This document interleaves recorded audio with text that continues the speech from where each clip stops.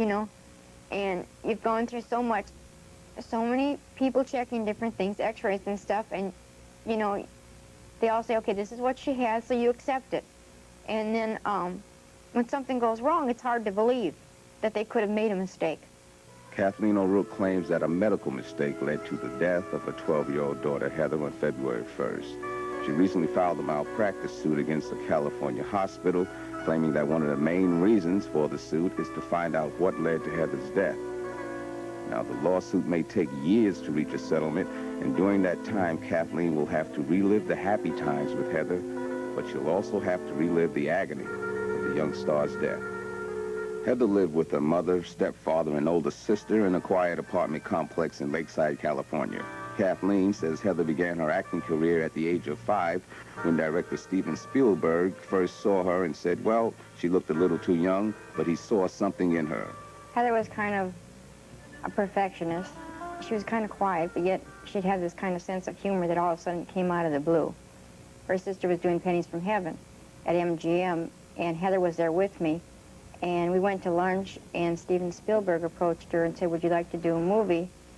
And she said, I don't know. And he said, well, how old are you? She said, I'm 5. And he said, well, you need to be 6. She said, fine.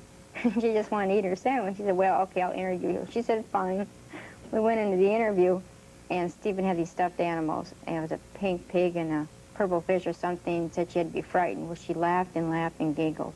And he told her the next day, he said, well, you're too young. She said, fine. We didn't know who Steven was, and then he said there was something about her, so he asked her to come back again, and we brought a script from Sesame Street about the Cookie Monster. And well, I didn't think I'd have to go in there with her, but I had to go in there with her and do the script with her. And then Steven said, well, that was good, Heather. He said, can you cry? And she said, yeah. He said, can you scream? She kept screaming and screaming. She finally said, I really can't do anymore. And he said, fine. He said, you can go now. And the next day he told her in the commissary she had the job. After Poltergeist, I just kind of thought it was a fluke. You know, she did a movie, that's fine. Because Heather's real quiet and very shy, and Happy Days was interested in her. And she went for several interviews and said, we'd like, you know, Heather to be on the show, but can she handle live audience? Well, I wasn't too sure if she could. And I asked Heather, and she said, sure, no problem. And I said, sure, Heather. And anyhow, they said, okay, well, you know, go with Heather. And I said, are you nervous the first time she had to do a live show? She said, no, she was fine, but I was a wreck. And she went through it and fine. She was fine. I think the live audience eventually gave her confidence to speak up and not to be, you know, afraid of the people.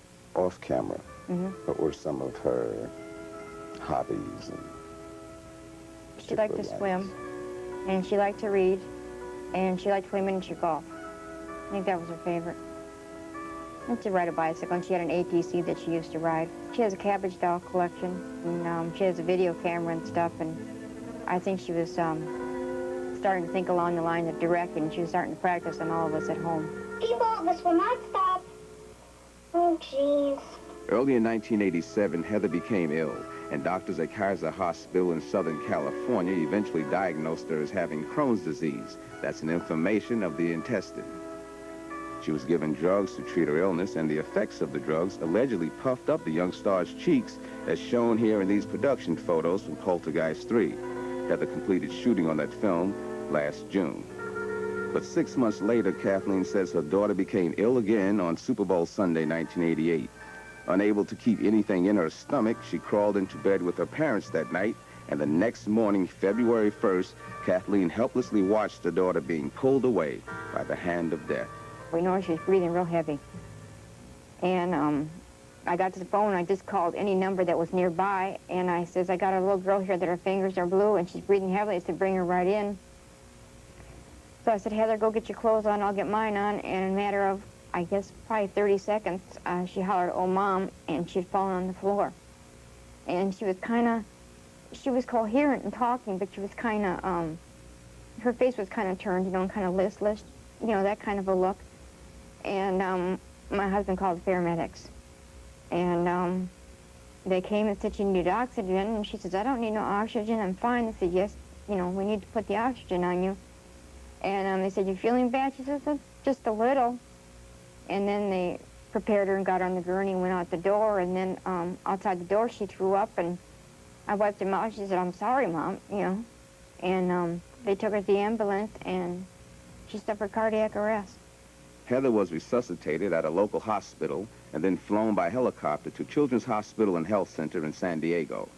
Doctors there say Heather did not have Crohn's disease and died from a narrowing in her bowel that could have been treated earlier on and may have saved the girl's life. L.A. lawyer Sanford Gage is representing Kathleen in her lawsuit against Kaiser Permanente Hospital. The charge is medical misdiagnosis.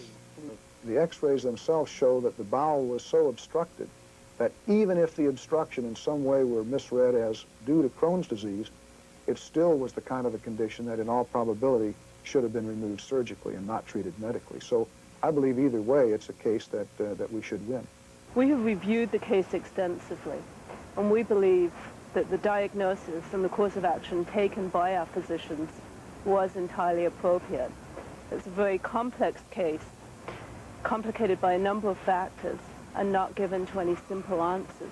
Mr. Gage confirmed, you know, that she had had that blocked intestine. The Children's Hospital told me, and that, you know, with the letter and different things from Kaiser, that, you know, they had been wrong and misdiagnosed it, which helps me a little bit, you know, understanding that I couldn't have done anything better, because I kind of was an overprotective mother to begin with, you know, and you're kind of looking for every little thing that would show a sign of something going wrong, you know.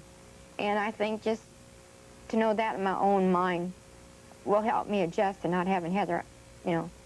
Heather O'Rourke is buried in a small Westwood, California cemetery. Last Christmas, she bought her mother a necklace, which they split into two halves. Heather's half is buried with her.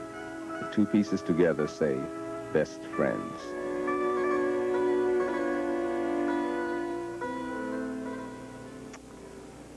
We'll be back in a moment.